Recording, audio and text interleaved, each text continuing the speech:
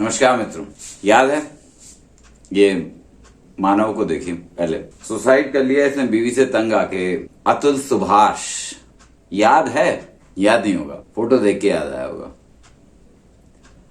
इसने भी सुसाइड कर लिया। दरअसल ये थोड़े से नाम हैं जिन्होंने सुसाइड किया, वीडियोस बनाई और आपको मालूम है सिर्फ इसलिए। पता नहीं कितने होंगे जिन्होंने सुसाइड कर लिया होगा और आपको नहीं पता होगा। वजह भी नहीं बताई होगी उन्होंने, क्योंकि वो वजह को सामने बताने से हिचक सकते हैं। बहुत नॉर्मल सी बात है ये। पर मैं आपको बता दूं, किस्से बहुत सारे होंगे। आज मैं आपको किस्से ही सुनाने आया हूं। किस्से जानने में मजा आता है, दूसरों के किस्से नमक मिर्च लगा के दूसरों को सुनाने में मजा आता है। तो आज मैं किस्से सुनाने आया हूं। किस्से सुनिए, आपको पूरा मजा आएगा। मेरा भरोसा करिए, आपको पूरा मजा आएगा। और पूरा मजा नहीं आएगा तो पैसे वापस। किस्से सच हैं या झूठ हैं ये मुझे कोई प्रूव करने की जरूरत नहीं, क्योंकि मैं आपको ये किस्से किसी पैसे के लिए नहीं सुना रहा, कोई कुछ मिल नहीं रहा मुझे। लेकिन आपको पता होना चाहिए क्या होता है। अच्छा हाँ, साथ में ये भी बता दूं, ये बातें औरतों के खिलाफ नहीं, सिस्टम के खिलाफ है। मेरे घर में बहनें हैं और माँ भी हैं, मगर ये औरतों के खिलाफ नहीं है, ये सिस्टम के खिलाफ है। बात यह है कि अगर किसी के हाथ में ताकत आ जाए तो वो क्या कर सकता है, ये इस चीज को दिखाने के लिए है। किससे सुनिए, आपको मजा पूरा आएगा। अगर औरत अपनी पे आ जाए तो क्या कर सकती है, ये आप इन किस्सों से जान सकते हैं। नाम नहीं बताऊंगा किरदारों के, पर किस्से सुना रहा हूं और सच्चे किस्से सुना रहा हूं, इसलिए जाहिर है मेरे अपने आसपास के लोगों के होंगे। एक मेरे मित्र हैं, उनका किस्सा सबसे पहले सुनाता हूं। सबसे आखिरी किस्सा ऐसा सुनाऊंगा कि आपके रोंगटे खड़े हो जाएंगे। चाहो तो आप वीडियो स्किप करके आखिरी किस्सा सुन लो, और चाहो तो सारे किस्सों के मजे लो। वो महाशय का एक छोटा सा स्कूल है, अभी भी चल रहा है। उनके 3 बेटे हैं, उनकी पत्नी जो उनके यहाँ आई, फिर उनके पिता से लड़ाई उसने करवाई या उनकी हो गई या जो कुछ भी हुआ, वो अलग रहने लग गए। ये महाशय स्कूल चले जाते थे अपने स्कूल को संभालने के लिए। छोटा सा स्कूल है, बहुत ज्यादा कमाई नहीं। पत्नी का ममेरा भाई घर पे आ जाता था। एक बार इन्हें कोई काम पड़ा, वो इनके सामने ही आता था, इससे छुप के नहीं आता था। ममेरा भाई आ जाता था, ये अपना स्कूल चले जाते थे, वो भी आसपास ही रहता था, इसलिए इन्हें कुछ लगता था भाई है भाई। एक बार इन्हें बीच में ही काम पड़ गया, ये घर पे आए दुर्योग से, इनकी पत्नी के दुर्योग से या इनके दुर्योग से, क्योंकि पत्नी पे तो कोई असर पड़ा नहीं। घर का दरवाजा खुला ही हुआ था, ये अंदर घुसे तो कुछ जो भी इन्होंने देखा इन्हें पसंद नहीं आया। उसके बाद ये पत्नी पे गुस्सा, उस पे गुस्सा। पत्नी ने इन्हें समझाया कि नहीं नहीं ऐसा कुछ नहीं है, तुम गलत समझ रहे हो। आप समझ रहे हैं, पत्नी इन्हें समझा रही है तुम गलत समझ रहे हो।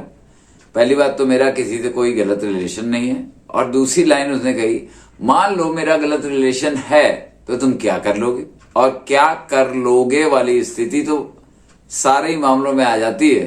कोई कानून आपके साथ नहीं है।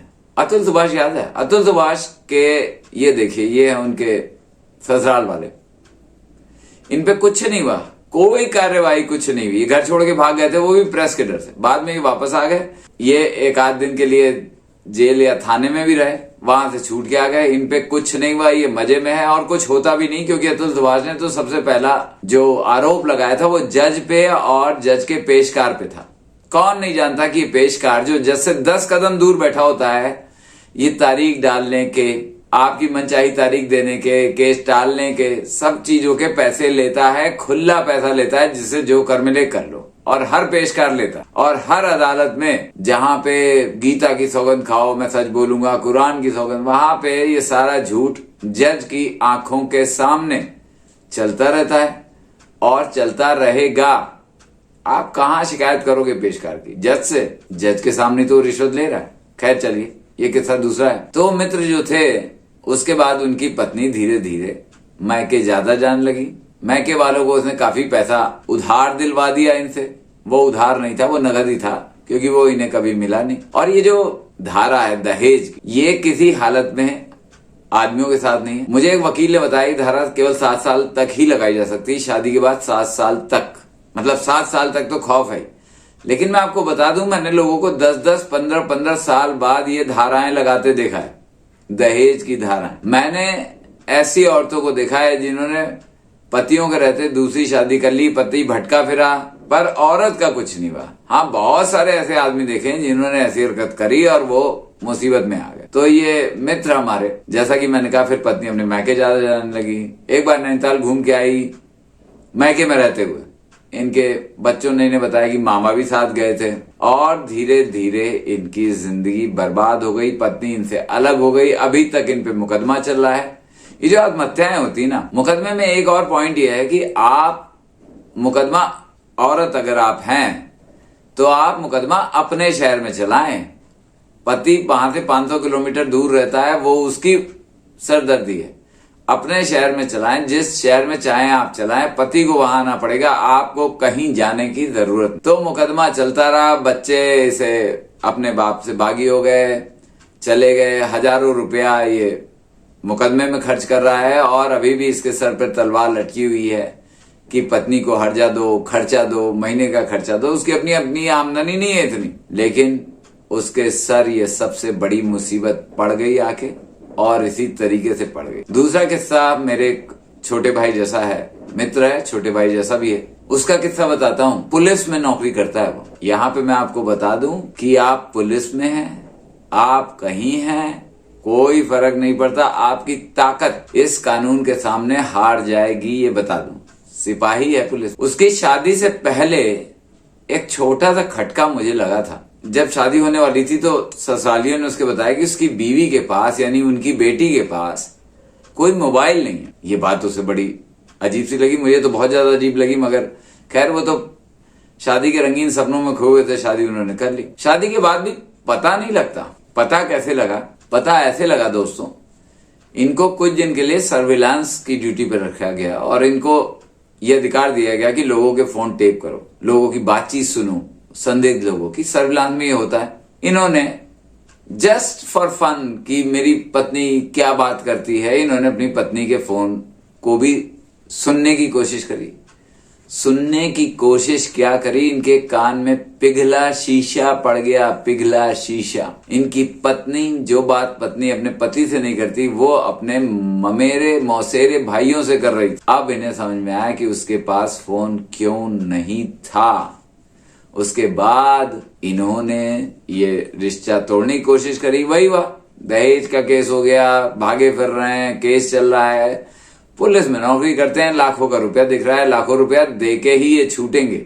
और इस बात को 10 साल से ऊपर हो गए। 10 साल तक इनकी जिंदगी बर्बाद रखी अपनी चरित्रहीनता के चलते। तो औरत अगर अपनी पे आ जाए तो आप उसका कुछ नहीं कर सकते। आप नेता हैं, अभिनेता हैं, पुलिस वाले हैं, कोई फर्क नहीं पड़ता, कोई फर्क नहीं पड़ता। ये किस्सा, तीसरा किस्सा मैं आपको बताता हूं, वो भी मेरे एक मित्र का है। उनका शादी हुई, कुछ भी नहीं था, कुछ भी ऐसा नहीं लगा कहीं कुछ गड़बड़ है या कुछ है। संयोग जैसे वो पुलिस वाले मेरे छोटे भाई का संयोग हुआ, इनका भी संयोग ये हुआ, इनके किसी दोस्त ने इनसे फोन मांगा। उसे अपनी वाइफ पे शक था, सारे बीवियों पे किससे जा रहे हैं, उसे अपनी पत्नी पे शक था। उसने इनसे कहा कि कोई एक्स्ट्रा फोन दे दे मुझे, और ऐसा कर उसमें वॉइस रिकॉर्डिंग का फीचर बड़े छुपे तरीके से ऑन कर दे। इन्होंने कहा ठीक है, हो जाएगा। उसके पास एक फोन एक्स्ट्रा था जो उसने बीवी को दे रखा था। उसने उसमें वॉइस रिकॉर्डिंग लगा दी, और फिर उसका दोस्त फोन लेने आया नहीं, तो उसने कहा कुछ दिन लगे रहने दो। कुछ दिन बाद उसके दोस्त ने कहा, मेरे उस दोस्त के दोस्त ने, कि लाओ भाई फोन दे दो। तो उसने कहा ठीक है, कल ले जाना। तब तक उसने सोचा मेरी वॉइस रिकॉर्डिंग हो गई होगी, वॉइस रिकॉर्डिंग तो अलग कर दूं। वॉइस रिकॉर्डिंग उसने निकाली और सुनी, तो उसको भी लगा कि उसके पांव के तले जमीन नहीं है।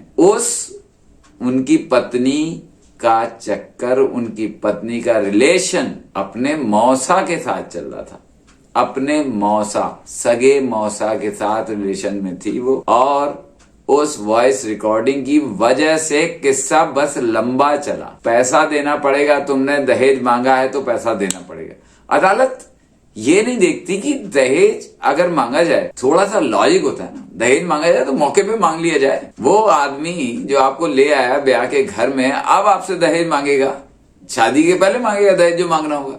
अगर बाद में कोई बहुत बड़ा आपके घर में करोड़ों रुपया आ गया तो हो सकता है उसके मन में लालच आ जाए, वो मांग ले, पर ऐसा नॉर्मल सी नहीं लगती ये बात। अब उनका केस चलता रहा, उन्हें भी जहां तक मेरा ख्याल है पैसे ही देके छूटेंगे। और इस बात को भी 10-12 साल से ऊपर हो गए, पुलिस उनकी पत्नी की सुन रही है। वो रिकॉर्डिंग्स उसके पास है, मगर वो रिकॉर्डिंग समझिए मिथ्या है, बस उसकी जान बचाए हुए, उसे जेल जाने से बचाए रही, बाकी किसी चीज से नहीं बचा पाई।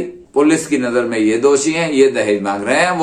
वो रिकॉर्डिंग क्यों है, किस लिए है, अदालत उसको क्यों नहीं देख रही, ये एक बहुत बड़ा रहस्य है जो अभी तक मुझे समझ नहीं आया है कि इतना बड़ा रहस्य क्यों बना हुआ है। चौथा किस्सा है, वो भी मेरे एक जानने वाले का ही है। उनको सोशल मीडिया पे किसी लड़की से प्यार हो गया। लड़की प्यार में इतनी पागल हो गई कि इनके घर आकर खड़ी हो गई। अब ये उस समय कुछ कमा नहीं रहे थे। इन्होंने लड़की को कहा ठीक है अभी तुम घर में रहो, मैं कमाई की कोशिश करनी पड़ी इन्हें। लेकिन लड़की के बाप ने इनके घर आके इनके बाप से कह दिया मैंने अपनी लड़की छोड़ी है, मैंने अपनी लड़की खोई है, तुम्हें भी अपने लड़के को खोना पड़ेगा। उनके पिता को इन्हें घर से निकालना पड़ा और बहुत अमीर थे नहीं, इसलिए कोई आर्थिक मदद कर नहीं पाए। बेचारा भागा फिरा, किसी तरीके से पैसे की जुगाड़ करी, ये करा वो करा और अपनी पत्नी को खिलाता पिलाता रहा। इस बीच में पत्नी ने कहा मैं भी कोई काम कर लेती हूँ। उसे लगा पत्नी पढ़ी लिखी कोई काम कर ले तो अच्छा है, भाई थोड़ा हाथ की तंगी दूर होगी। उसने कहा ठीक है कर लो। अब वो काम करना पड़ गया भारी, क्योंकि जहां उसने काम करना शुरू किया वहीं बॉस से ही उनका दिल लग गया। उसके बाद फिर उनके दुर्दिन शुरू हो गए। जिस लड़की के लिए लड़के ने घर छोड़ दिया, दिन रात भागा फिरा, वो उसके सामने उसके हाथ से निकल गई और इसका हर्जाना पत्नी को बिल्कुल भी नहीं देना। इसका हर्जाना उसके सर पड़ा, सारी मुसीबत उसके सर पड़ी। लाखों रुपए दे के, वो भी उसके पिता ने अपनी बचत अपने पीएफ से दे के उस बच्चे को जेल से छुड़ाया। अभी वो, अब मैं क्या कहूं, वक्त के मारे दूसरी शादी भी कर ली। हालांकि दूसरी शादी करना उनकी बहुत बड़ी गलती है, पर वो बात की बात। अब ऐसी मूर्खता कोई दोबारा करे तो मैं तो उस पुरुष को ही मूर्ख कहूंगा। अंतिम किस्सा है मेरे तैरे भाई का। एक तैरे भाई का है। कौन सा तैरा भाई? मैंने कहा आपको किरदारों के नाम जानने की जरूरत नहीं है, आप किस्से का मजा लो। ये किस्सा ऐसा है जो आप सुनेंगे तो आपको विश्वास हो जाए। मुझे खुद मेरे परिवार में हुआ है, मुझे विश्वास नहीं होता है, आपको विश्वास हो जाए इसकी गारंटी नहीं देता, पर भरोसा करिए 100% सच बोलने जा रहा हूं, 100% सच। मेरा वो तैरा भाई बहुत आदर्शवादी था, अब रहा नहीं। वो भी उन लिस्ट में शामिल है जिसने पत्नी से प्रताड़ित होके या क्या हुआ मुझे नहीं पता। फिलहाल उसने आदर्शवाद की इंतहा, ऐसा मैंने भी कभी नहीं देखा, आपने भी कभी नहीं देखा होगा। उसने पेपर में जो विज्ञापन निकलवाया था, मैं इस अपने वीडियो में ज्यादा कोड वगैरह नहीं दे रहा, लेकिन यहां पर मैं इस विज्ञापन का पूरा रूप आपको दिखाऊंगा। अनुसूचित जाति की विकलांग, तलाकशुदा, बलात्कार पीड़िता, निर्धन लड़की चाहिए। सोचिए, उसने लड़की ऐसी ढूंढने की कोशिश करी जिसका कोई ना हो, बिल्कुल जमाने से मात खाई हुई, गरीब घर की हो, अनुसूचित जाति हो, तलाकशुदा भी हो और बलात्कार पीड़िता। ऐसे पेपर में कौन निकलवाता है? ये किस्सा मैंने खुद पहली बार देखा था, फिर मुझे तो लगा था ये तो आदर्शवाद नहीं है, तो मूर्खता है। खैर, उसके लिए ये था कि भाई जब अपनाओ तो उसे अपनाओ जिसे दुनिया ने छोड़ा है, वो आपकी होके रहेगी। शादी हो गई। शादी का उसके पेपर में भी निकला था कि बहुत तारीफ निकली थी और कई संगठनों ने उसे आर्थिक सहायता भी करी थी। उसके बाद उस लड़की की इन गुणों के चलते या इन कंडीशंस के चलते उसको सरकारी नौकरी मिल गई। सरकारी नौकरी मिल गई। भाई के 2 बच्चे भी हुए, 2 बच्चे हुए, 2 बेटियां हुई। बेटियां जब 4 साल की हुई, उन्हें एक ट्यूटर पढ़ाने आने लगा। जब ट्यूटर पढ़ाने आने लगा तो उस निर्धन, तलाकशुदा, अनुसूचित जाति, बलात्कार पीड़िता का दिल उस ट्यूटर से लग गया।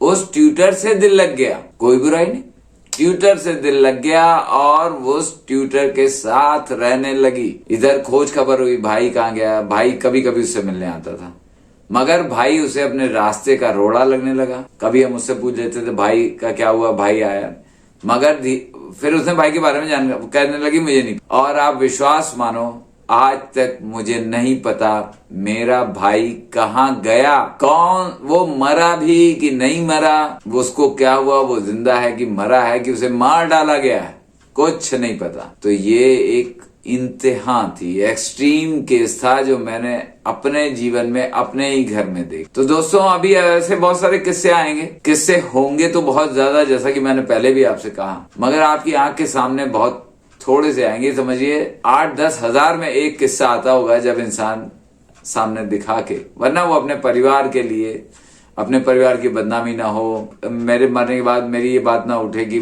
मैं ऐसे कायरता से मर गया, वो ऐसे ही जुल्मों सितम सहता रहेगा और कानून इसी तरीके से अपना काम करता रहेगा। उसके बाद ना लड़की के परिवार पे कोई उंगली उठाएगा ना कुछ करेगा। हाँ, अगर लड़के के परिवार में कुछ है गड़बड़ तो सबके खिलाफ रिपोर्ट लिखवा दो। मेरी सास भी शामिल थी, ससुर भी शामिल थे, ननद भी शामिल थी, सबके खिलाफ रिपोर्ट लिखवा दो और पुलिस जिम्मेदारी से आके बिना सबूत देखे, बिना कुछ जाने पूछे आपको उठा के ले जाएगी, जेल में बंद कर देगी। आप कुछ नहीं कर सकते। और हाँ, फिर से कहूंगा लास्ट, अगर औरत अपने पे आ जाए तो आप कुछ नहीं कर सकते, कुछ भी नहीं। मेरे ऐसे ही किस्से अगर और सुनने हैं तो बताइए, बहुत सारे किस्से हैं और बहुत तरीके के किस्से हैं। किस्से सुनाने बैठा हूं, लाइफ में बहुत सारा कुछ इकट्ठा किया है तो वो है किस्से। वो किस्से आपको सुनने हैं तो मेरे चैनल पे आते रहिए। फिलहाल ये वीडियो यहां तक देख लिया, उसके लिए बहुत बहुत धन्यवाद। नमस्कार।